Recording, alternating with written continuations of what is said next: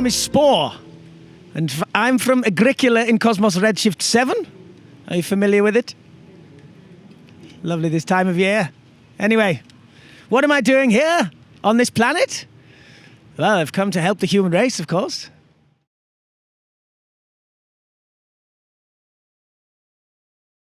Okay. Well, this is not my first visit to your observatory.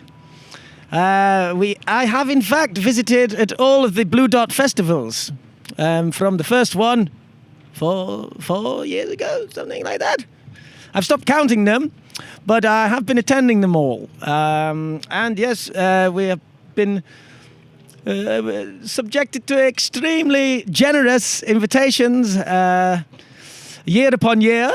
And we've become somewhat of a fixture here, which is much to our delight.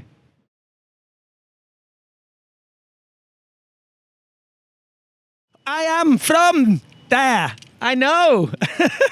Yes, it's very arrogant to assume that there's only life here on Earth. It's a very big universe. And yes, we've travelled here. I mean, we've travelled here to open your minds and help you in a time of dire need.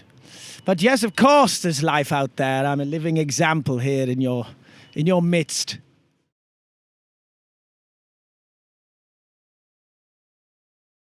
Yes, it's extremely befitting, I think, of such a monument to science and exploration that we can be here. Having travelled, we received your signal, and we followed it here, and we have just transmitted some of our cosmic dross, which is our sacred music we brought with us to this planet for the first time, from this wonderful stage right in front of the telescope. So I think, yes, it's the right thing to do at the moment.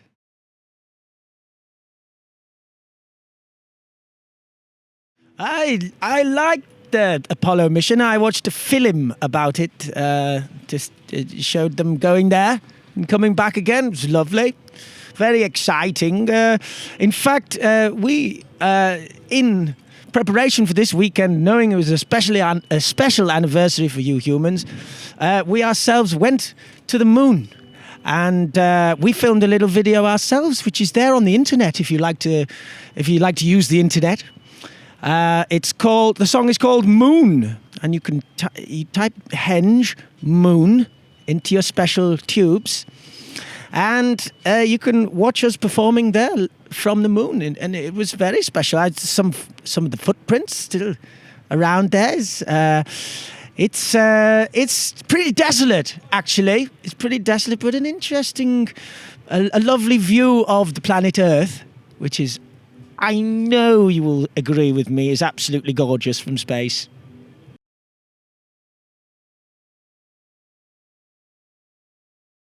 Well, it's about the moon, obviously, as we've discussed. It's about merging science and music and the other arts, the lesser arts. I'm joking. But yes, science and music, what a pair, what a combo. Who'd have thought that they could be put together so sweetly in a gathering, a festival, a celebration such as BLUEDOT Festival. And I have to say, it's an extremely successful merging of the two beautiful but yet different things.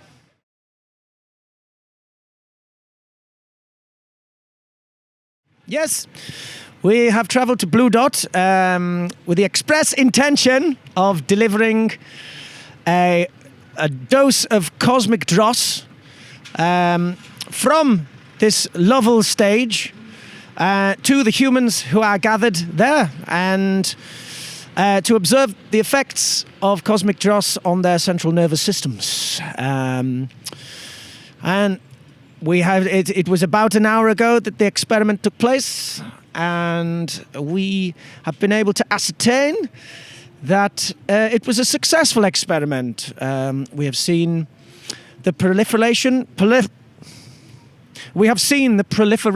of joy amongst humans, outward signs of ecstasy, things such as dancing, the clapping of hands, also the waving of arms, such gestures which would suggest to us that there is an inner joy that is being experienced by the humans here, and I think that's the purpose, the primary purpose and objective for today's mission. So I'd say that's phase 1 complete. We're also we have a takeover on one of the smaller stages where we shall make transmissions of a mixture of 3-hour transmission of a mixture of musics that we have found here on planet Earth, music that we've brought from other planets, but other people's sounds, and we shall play those through the sound system that you have there. And I think it should probably incite dancing, and frivolity will abound.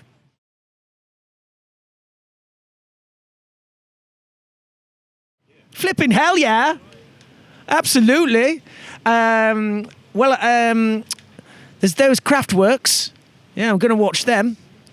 Got my 3D stuff built in. Got an implant back on Agricola, so don't need the glasses. I just press a little button here and it flips the lenses down. Ultra high def. So looking forward to that. And I also like the music of Go Go Penguin. They are playing on Sunday, that's tomorrow. And I also very much admire 808 State. They pioneers in the sphere of rave-ology, and very much a good influence on humankind, I would say, in general. And so we shall surely be cavorting when the 808 States go on.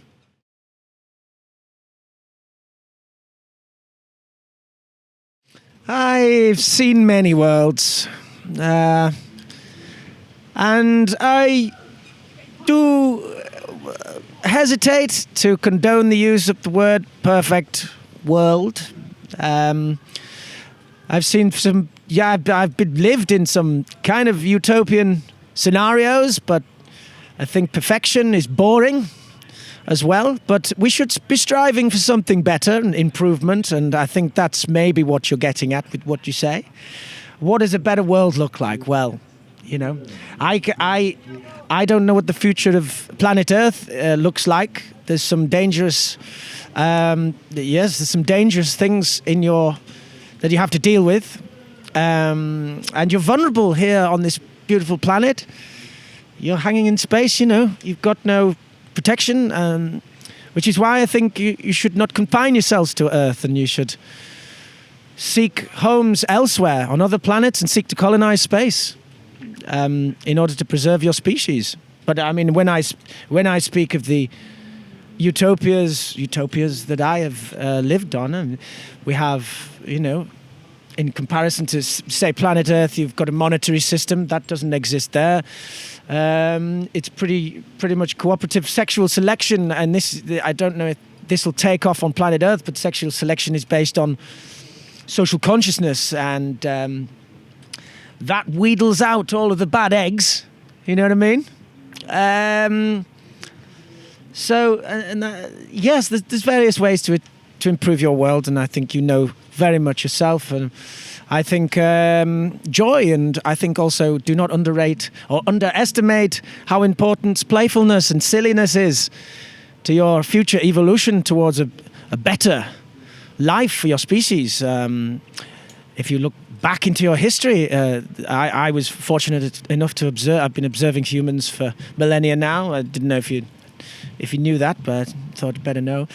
And, you know, I look at your evolution and I think, well, how have you got here? Yes, certainly because of your aptitude for playfulness, because you wouldn't have invented language, would you?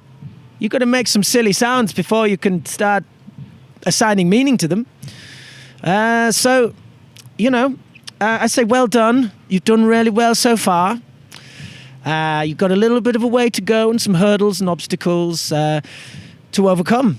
And I think if you rebel, I think you need to rebel and change things up a little bit, but you have the potential. So reach your potential, go for it. Do what you can do. Go into space.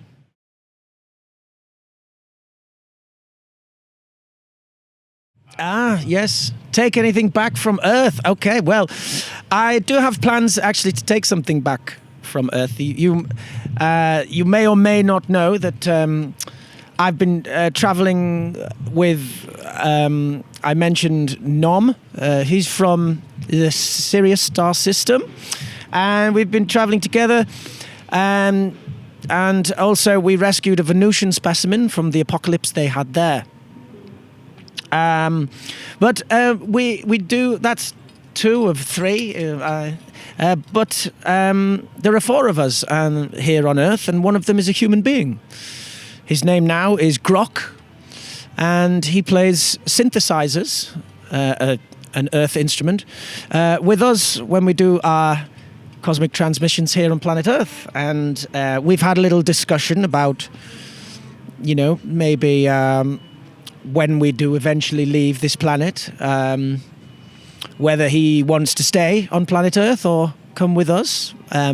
It is our desire for him to join us, and we shall go elsewhere on our adventures. And I think, you know, that is probably likely to happen. So yes, I'm going to take a human specimen